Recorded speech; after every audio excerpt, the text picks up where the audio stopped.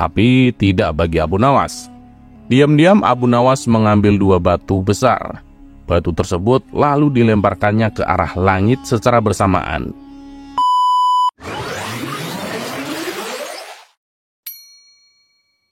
Lemparan batu dari malaikat. Dikisahkan ada seorang pencuri yang gemar melakukan aksinya di kota Baghdad.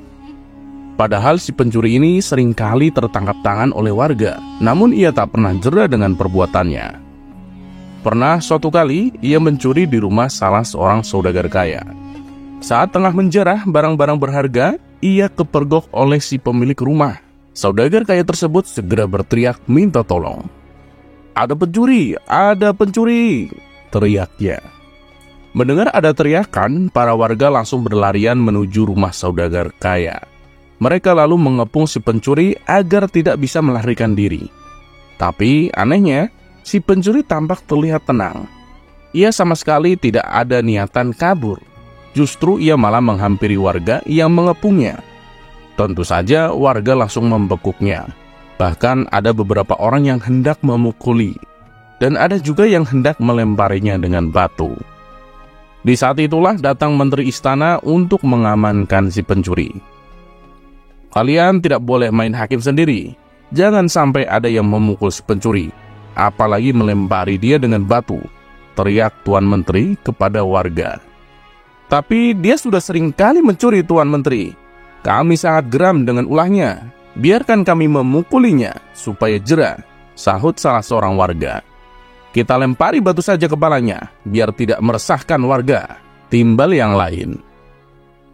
Melihat emosi warga yang mulai tak terbendung, Tuan Menteri lalu berkata, "Kalau ada yang berani menyakiti si pencuri ini, saya tidak akan segan-segan menghukum kalian. Kalian boleh memukul atau melempar batu ke pencuri ini, tapi ada syaratnya," ucap Tuan Menteri. "Apa itu syaratnya? Kami sudah tidak sabar ingin menghukumnya," tanya para warga penasaran.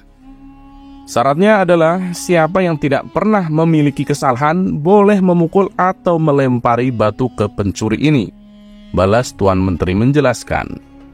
Dengan persyaratan tersebut, para warga hanya terdiam, sebab mana mungkin ada manusia yang tidak punya salah. Bahkan anak kecil yang tidak berdosa pun pasti pernah melakukan kesalahan. Akhirnya para warga kemudian membubarkan diri, sementara si pencuri dibawa oleh Tuan Menteri dengan dalih akan diproses di pengadilan. Tapi kenyataannya di tengah jalan si pencuri malah dibebaskan dan disuruh pulang. Usut punya usut, ternyata si pencuri adalah sahabat karibnya Tuan Menteri. Beberapa hari kemudian, si pencuri kembali melakukan aksinya. Dan setiap kali tertangkap warga, Tuan Menteri selalu datang untuk menolong. Begitulah seterusnya. Hingga pada suatu ketika, si pencuri menyatroni rumah Abu Nawas. Kebetulan saat itu, Abu Nawas baru saja mendapat hadiah emas dari Baginda Raja. Ketika si pencuri masuk ke dalam rumah dan hendak mengambil emas tersebut, Abu Nawas keburu memergokinya. "Hei pencuri, kurang ajar!" teriak Abu Nawas. Bukannya kabur, si pencuri malah dengan tenangnya berjalan keluar meninggalkan Abu Nawas. Hal ini membuat Abu Nawas bertambah emosi. Ia lantas langsung memukul dan membekuknya. Si pencuri pun berteriak kesakitan. Mendengar ada kegaduhan di rumah Abu Nawas, para warga pun segera berdatangan. "Ada apa ini Abu Nawas?" tanya salah satu warga. "Orang ini hendak mencuri di rumahku," jawab Abu Nawas. "Lagi-lagi dia, seakan tidak ada kapoknya," kata salah satu warga. "Tidak lama lagi pasti akan dibebaskan oleh Tuan Menteri," timbal yang lain. "Kita hukum saja rame-rame sebelum Tuan Menteri datang," sahut warga lainnya. Tapi sayangnya niatan tersebut tidak terlaksana, sebab Tuan Menteri dan para pengawalnya segera mendatangi rumah Abu Nawas. Tuan Menteri lalu mengamankan si pencuri dengan melepaskannya dari tangan warga. Si pencuri kini berdiri di samping Tuan Menteri. "Sudah saya peringatkan berkali-kali, kalian tidak boleh main hakim sendiri. Kalau ada yang berani menyakitinya, saya tidak segan-segan menghukum kalian," ancam Tuan Menteri kepada warga. Tapi bagi siapa saja yang tidak pernah memiliki kesalahan selama hidupnya, boleh memukul atau melempar batu ke pencuri ini. Ayo silakan, bila kalian merasa sok suci, bentak Tuan Menteri. Mendengar itu, para warga pun terdiam seketika. Tapi tidak bagi Abu Nawas. Diam-diam Abu Nawas mengambil 2 batu besar.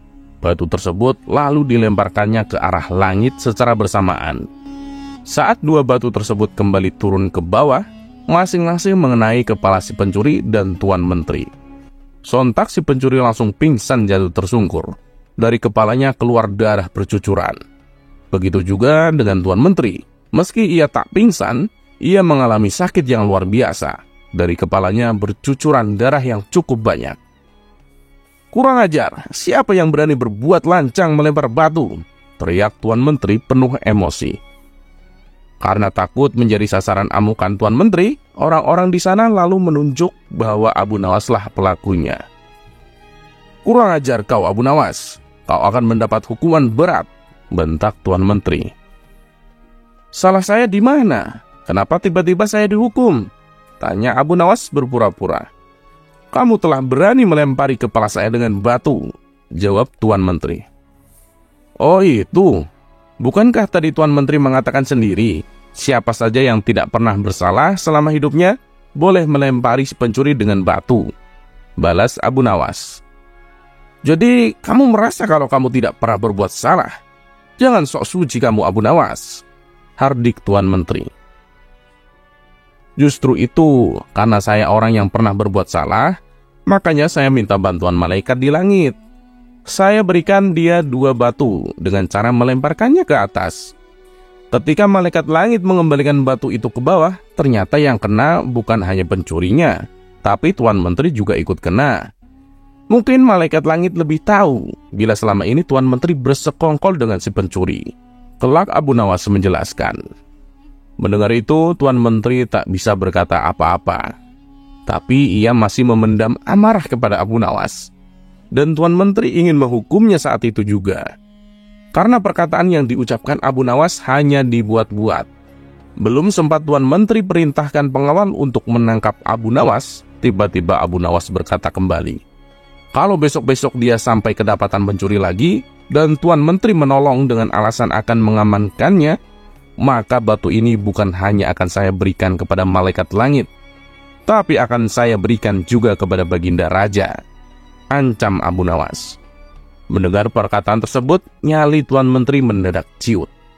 Tuan Menteri yang tadinya bersikap garang, mendadak berubah menjadi santun. Sebab Tuan Menteri tahu betul betapa dekatnya Abu Nawas dengan Baginda Raja. Maafkan saya Tuan Abu, saya pastikan kali ini si pencuri akan mendapatkan hukuman, kata Tuan Menteri. Sejak saat itu, akhirnya si pencuri menjadi jera dan tidak mengulangi perbuatannya karena Tuan Menteri sudah tidak berani melindunginya.